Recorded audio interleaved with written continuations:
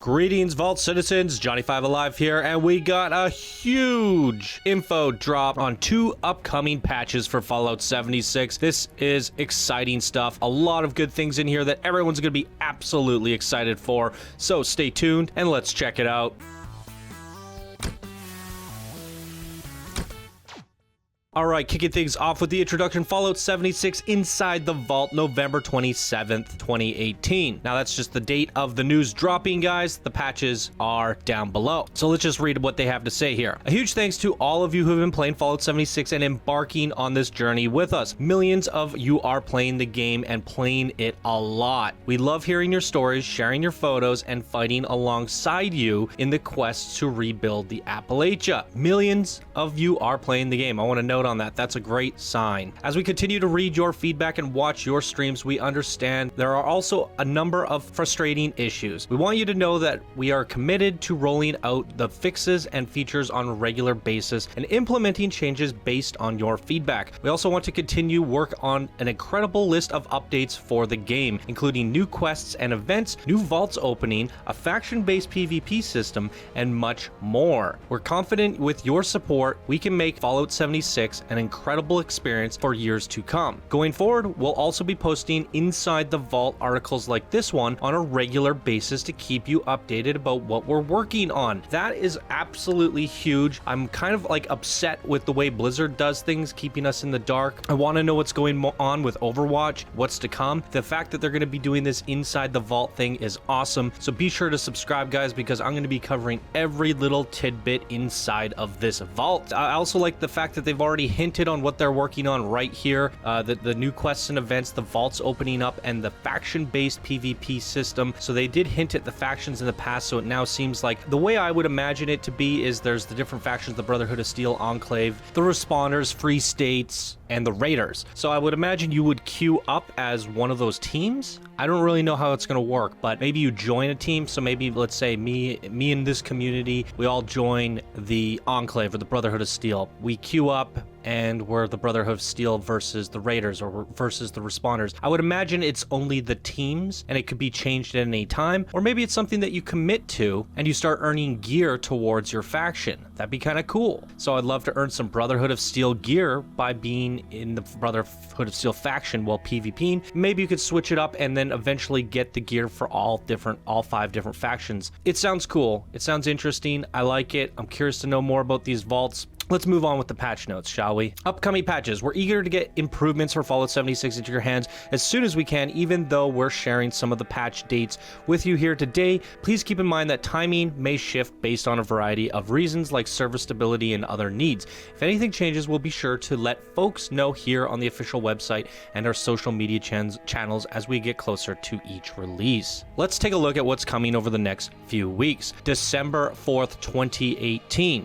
Next week's update will bring an increase to the stash limit as well as a variety of performance and stability improvements, balance changes, and multiple bug fixes to the game. We'll have full patch notes available later this week ahead of Tuesday's update. Some notable issues being addressed in this update include, so I want to hit on that point, they're just going over notable things upcoming here. So the patch notes will be much larger, including all those stability improvements, balance changes, because it says balance changes here and I'm really curious to know what that means, and I didn't read anything about that coming up. So let's dive into what they're hinting at. First up, stash limit increased. We know how many of you have been asking for an adjustment to the stash limit, and we're happy to share that we're increasing it from 400 to 600. While this is somewhat conservative, we plan to increase the storage cap further once we verified that this change will not negatively impact stability of the game. So for me, I've been kind of like, I've been dropping all my ammo, I've been selling all my bulk junk, and I've been like not storing any armor, carrying all my food, my aid,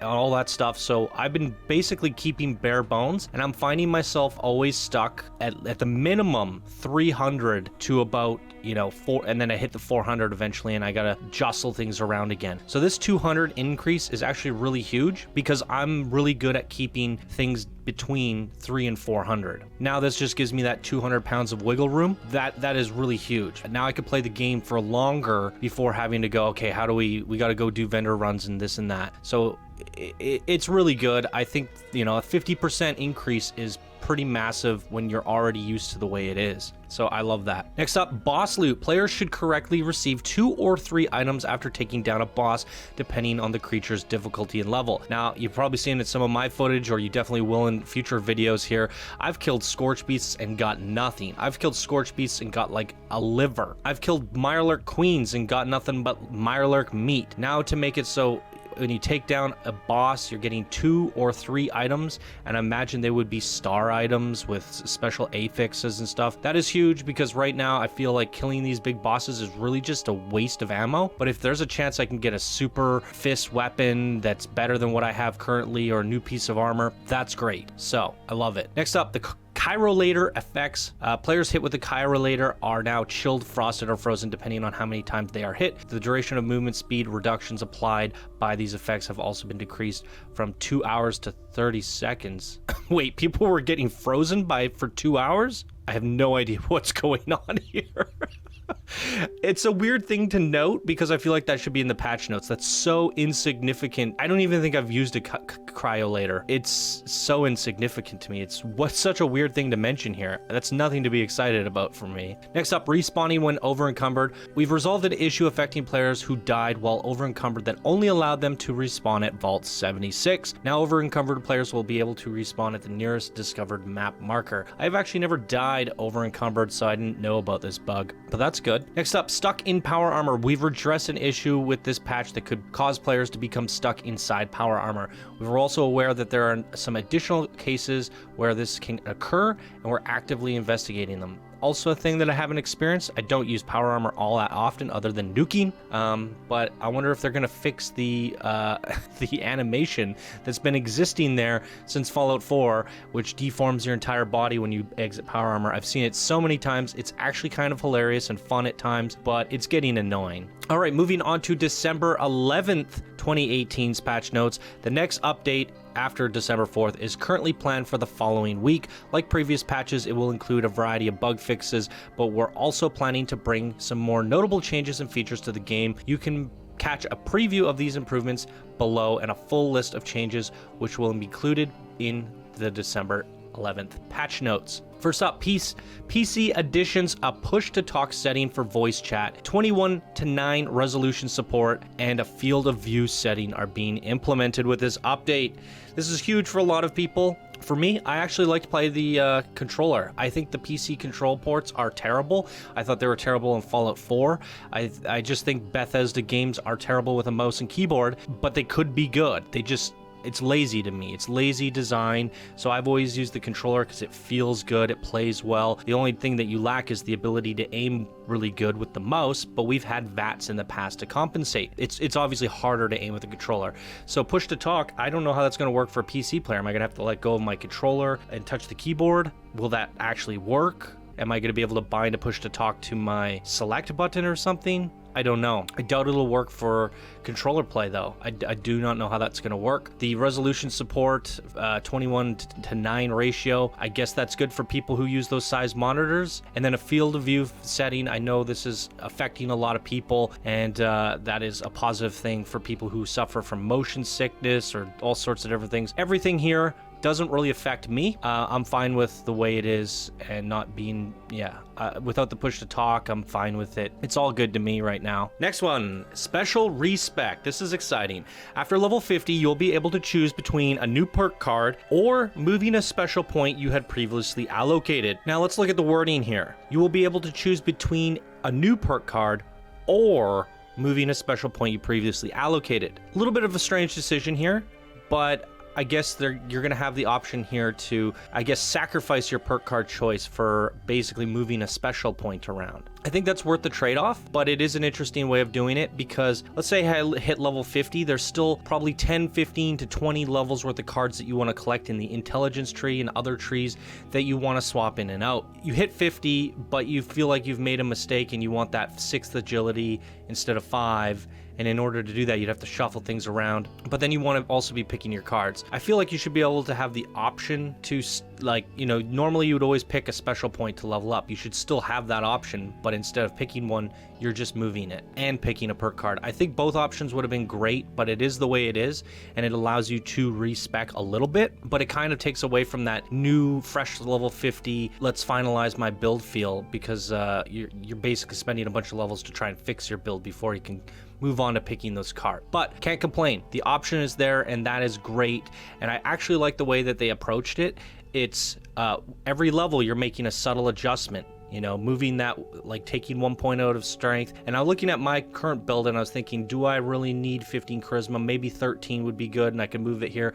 And I want to play around with things a little bit and fine tune it. And it would only be 3 to 5 points at most to shuffle things around. And I'm really curious to kind of tune it. But the reason I like this so much is because if you wanted to do a full respec, it would take you like 50 levels of playing. And I never liked the idea of a respec in Fallout, even though people were calling for it, because I didn't want to be like, oh, I spent all this time making this medic build, and now I could just tomorrow start playing this heavy build, and the next day start playing. It takes out the reason of making a new character and the special feeling of going through leveling up special again on a new character. Well, this really is compensating for your mistakes, making those subtle adjustments to your current build. If you wanted to do a full respec, you could technically do that, but it might take you another 50 levels, or maybe less. It would definitely take you at least 20 to 30 levels to redistribute those points around to that new build, but you could still do that. So it's still an option if you want to slowly work your way from a medic into a sharpshooter. You now have the option to do that, and on the plus side, you have collected pretty much all the cards. So that's pretty cool. I like it. I like it a lot. It's a good way of doing it. Next up, camp placement on login. Now this is something I talked about and predicted, and I even said this is how you would do it, and they freaking did it.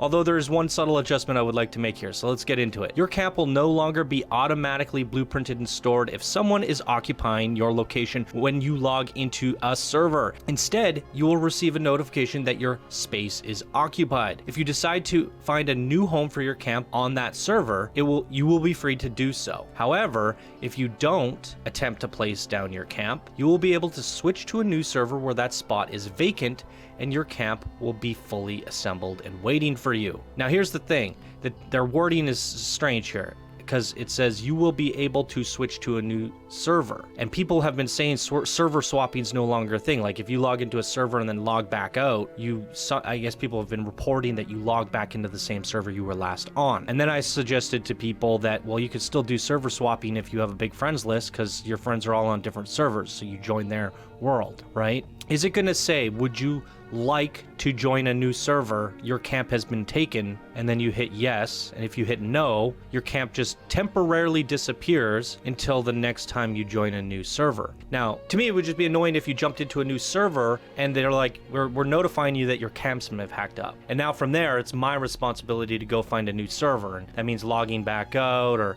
finding a friend, and then I finally find that server that's in my spot hasn't been taken, and then I'm good to go. They should definitely allow you to, this was my prediction, and when I came up with this idea of this is how they should do it, is you would never get placed onto a server where your camp is taken. It'll just automatically find you a new one. And in the case that your friend is on a specific server, this would be your solution right here. But they're going straight to this. Like, I just don't even put me on a server where my camp is taken.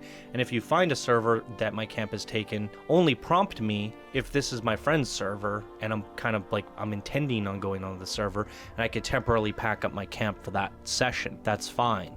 Anyways, I like the adjustment. It's huge because camps have been packed up and the blueprint system's all broken, and there's so many bugs with this that they need to do a lot more with the camp in its current state. But this is a good start, because once you do get everything done right, at least you know you're not going to get screwed over the next time you log in. It also means you don't have to go build in weird spots like the bottom left-hand corner of the map or whatever, where you think no one will ever build. I built in the top left corner and I never had an issue, but it's the worst place to be because it's so far away from everything.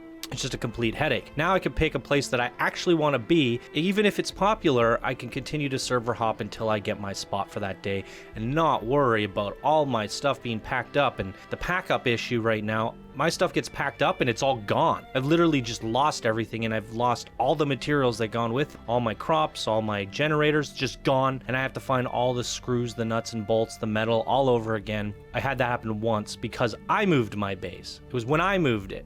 I lost everything. I couldn't believe it. So anyways, camp is being worked on, and that's good. And this is a great start in a new direction. Next up, Bulldozer. This is a new camp feature that will allow you to remove small trees, rocks, and other obstructions, so it's easier to create and place your camp when and where you want it. You can also use the Bulldozer to clear these items from the surrounding area to make your camp feel more like home. So this is basically like the Scrap It tool that they had in Fallout 4, and the mod that came with Fallout 4 was Scrap Anything, and it actually allowed you to scrap trees and stuff. Now I'm really curious to see how this feature works, like if you just do a flat bulldoze and it just, you know, clears the area, or if I get to actually go in there like the Scrap It, bulldoze that, bulldoze that, bulldoze that. I'm really curious to see how this works. I can't wait to get my hands on it, play with it further. It is a cool option. There are times that where just, oh, this is annoying, I wish I could get rid of that. This tall grasses coming through my floor, you know, things like that. It's neat. I like to see that they're working on this, and that's a good thing. We know the size of our previous patch on November 19th was large, and downloading it was a frustrating experience for many of you,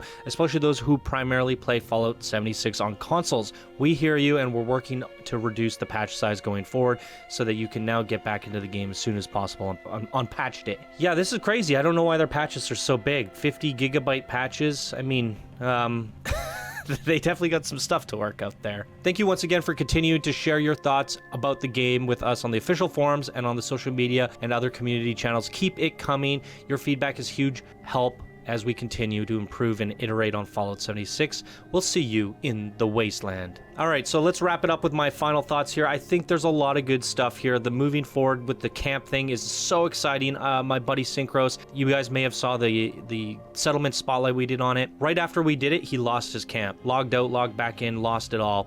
He built another base, lost that. The poor guy he's really good at the building, and he's lost everything he's ever built. So he's going to be happy to know that he's going to be able to finalize his camp, and it'll be permanent, and he doesn't have to worry about losing it anymore. That's huge. I was actually thinking about getting into base building today and doing a new spot. I may want to just do something temporary, something quick here, just so I can keep my purified water coming in and my crops when I play, but really wait for this patch day to pick the perfect spot. Maybe I can spend my time scouting that ideal spot. So that's really great news. I love the camp improvements there. The respec's a ton of fun. I like the way that they approach the respec, and it's not just reset all your points and distribute it how you want. It's free. I also noticed once you hit level 50, like once you hit about level, I think 70 or 80, you've gotten pretty much all the cards you want, and you're just filling from there, even if you're not using them. So the respec option allows you to go, okay, from here I'm just gonna slowly change my build, or maybe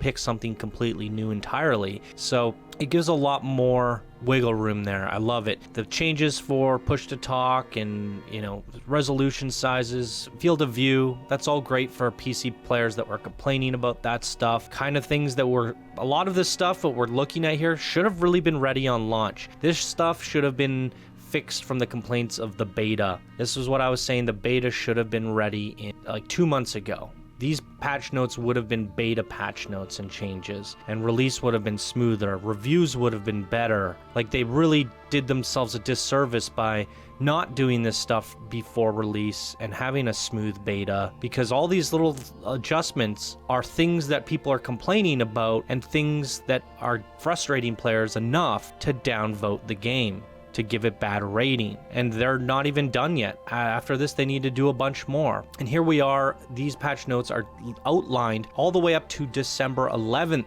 That's literally 30 days after the game's release. If we look at a game like Planet Coaster, 30 days after the release, they had a free update with tons of new content. I was kind of expecting or anticipating some sort of Christmas update. Maybe that's still in the work, but I would love to see some sort of Christmas event. Now, they didn't mention anything here. The patch notes end there at December 11th. They still have another week or so. So maybe we'll see something like that. And like they said earlier, with this inside the vault thing that they're doing, they will they will tease what they're working on, and they have teased it here, but we don't know. Is that December content? Or is that 2019 content? But it would be really impressive to me, and I kind of expected some sort of small content drop before 2019, because that's just a way to show you're dedicated to adding new content to the game while simultaneously fixing issues. So fingers crossed for that. Let me know what you guys would like to still see changed with the game, and what kind of content you would like to see. What are you missing out on in the game right now? What do you wish was in the game right now? And what is driving you nuts to a point where you want it fixed? Off the top of my head, if there's something that I would change, I might have to go with the build limit. I would like to build more. You know, a turret takes up like 30% of your build limit, which is strange to me. And then I think I put a Brahmin pen down and it took up like 30%. Like, why are those things so expensive? And then like wood or a picture frame isn't. I think I would like to see that increased, but like they said with the stash, they're having issues with data storage. So that would just, you know, if they could increase the settlement limit, they could also increase the stash limit. Those kind of go hand in hand. But seeing them increase the stash limit makes me kind of also wish the base building was also increased. I would also like to see the base building tools improved, because there's so many restrictions and errors when you're trying to build. That's my big thing, because at the end of the day, you kill in Fallout, and you just need a break from it all. It's so fun to just sit back and build and get creative as a complete, you know, black and white change of pace. So for me, that's just a huge part of it for me. Plus, building reduces your carry weight. All that stuff you're storing, you got to use it somehow. And for future updates, what I would like to see off the top of my head, yeah, seasonal events. I kind of basically brushed on it. I would have liked to have seen a Christmas event, and maybe that Christmas event would incorporate some sort of, maybe we have like a vault dweller that's traveled to this land from another area. I don't know. One of the vaults opens up and a bunch of characters come out. I mean, that's in NPCs. That's open up a whole bag of holy crap. But, you know, it doesn't have to be permanent NPCs, but so somewhat like eventful NPCs, you know? Because technically there's tons of NPCs in the game. I would just like to see something related to an event. Give us some temporary NPCs and kind of show us that you can do it, and you're moving towards that direction. All right, guys, that's all of it. That was a lot of talking. That was a lot to go over, but it's also really exciting, and it's showing bright things to come, but not perfect. They got to get back on track. They got to keep pushing. They're working hard. I appreciate their efforts. There's some pretty exciting stuff in here, so I'd love to hear your guys' thoughts down in the comments below, and that's going to do it for me here today, you guys. So thank you so much for watching. Please be sure to like, subscribe, and share, and I will see you in the next video. Bye now.